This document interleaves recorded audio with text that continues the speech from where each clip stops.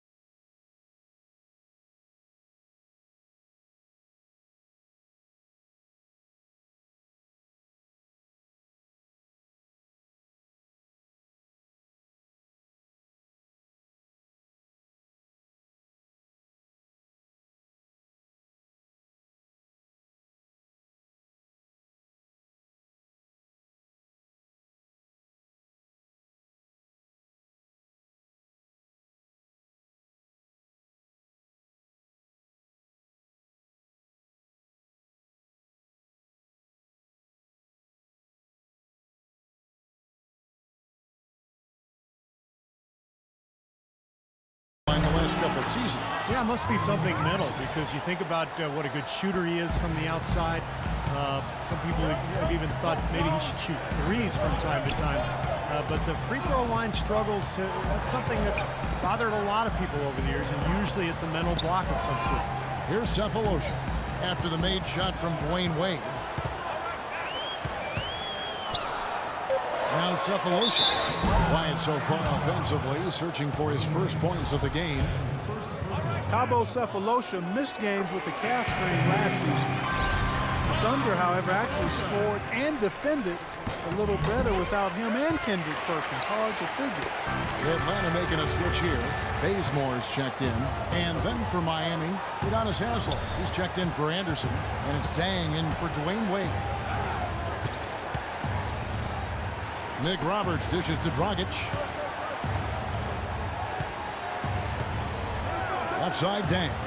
That's good, and the Atlanta lead is cut down to just 10 points with the bucket from Dragic.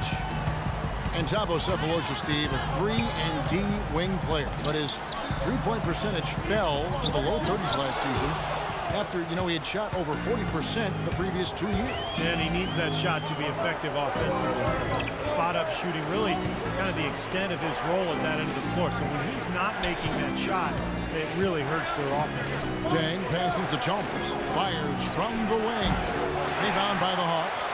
This game against Miami here, their first look at the Heat. Well, these two clubs have 4 divisional battles to play this season, so let's get ready to enjoy this first one. The three from Cephalosha. Tips it, but no good. Puts up the prayer. Can't get it to go.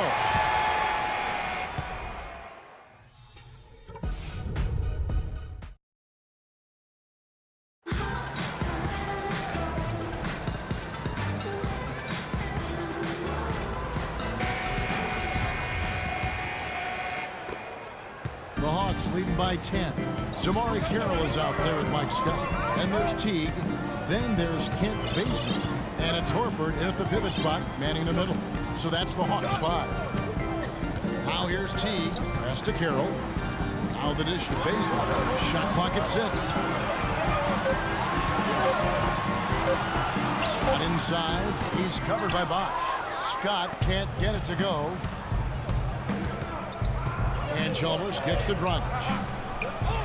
No good there, and that would have cut it to single digits. And here is Teague.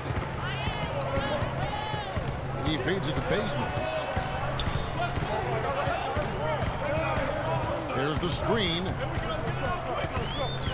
Outside, Scott. And he lobs it up, and it's out of bounds. The Heat will take it the other way. Boy, just a brain cramp, guys. I mean, that should have been the simplest of exchanges. And the Hawks making a change here. Korver's checked in, and Miami also making a switch. Wade, he's checked in for Mario Chalmers. Dishes it to Bosch. Inside, here's Whiteside, and no good. Trying to use the glass. Really good offensive execution. Nice pick, just couldn't get the shot to go. Boy, you love to see that as a basketball purist. Guy setting a good screen and then getting the shot opportunity. Here's Carroll. Back to Horford.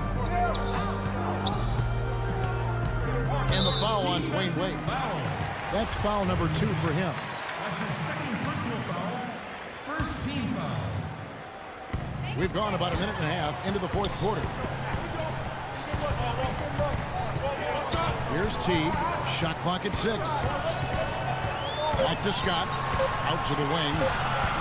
That's a 2 from Korver. He trains it as the shot clock ticks down. Korver's got the lead up to 12 now for the Hawks.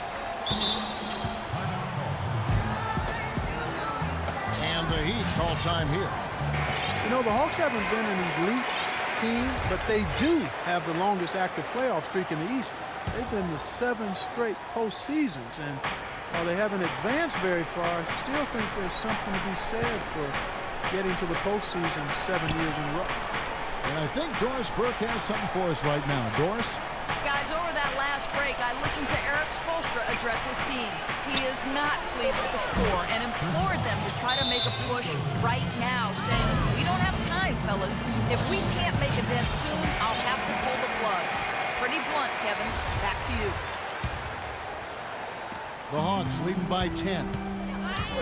And for the Hawks, with that playoff streak, for a team, Steve, that has missed the playoffs in the 8 seasons prior, that's something to be proud of. Yeah, I mean, Atlanta has shown consistent winning basketball now over the last 6, 7 years. They've shed some of their marquee players, suffered some big injuries, but they've still found a way to remain competitive.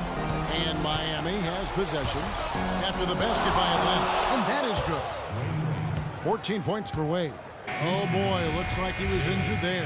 Yeah, he's not happy right now. You can see it's really hurting him. You sure can, Steve. I mean, it's difficult to say exactly how serious it is, but hopefully we'll have an update soon. And as he's checked in for Dwayne Wade. Now here's Teague, and there's the call. It's going to be an illegal screen. Well, let's forgive him for that turnover. It's the only one he's committed today. Yeah, good call there. You could tell he was moving into the defender when he tried to set the screen. Yeah, lowered that shoulder, dipped right into him, too. I mean, he's going to be called on that foul either way. And Miami making a change here. Johnson's checked in. Here's Teague. To the wing right side. Carroll kicks to Teague. Hawks passing it around. 6 on the shot clock. Here's Horford. No good. And the Heat going the other way now. Outside Dang. Misses the 3. The Hawks leading by 10. A bit under 3.5 minutes have passed here in the 4th. Horford dishes to Horford. Dragic comes with the double team. The pass to Horford. Pulls up on the wing. Millsap kicks to Carroll. Passes it to Horford. The feed to Horford. They double him with down, and the foul goes against Miami. Josh McRoberts is checked in for Johnson. Here's T.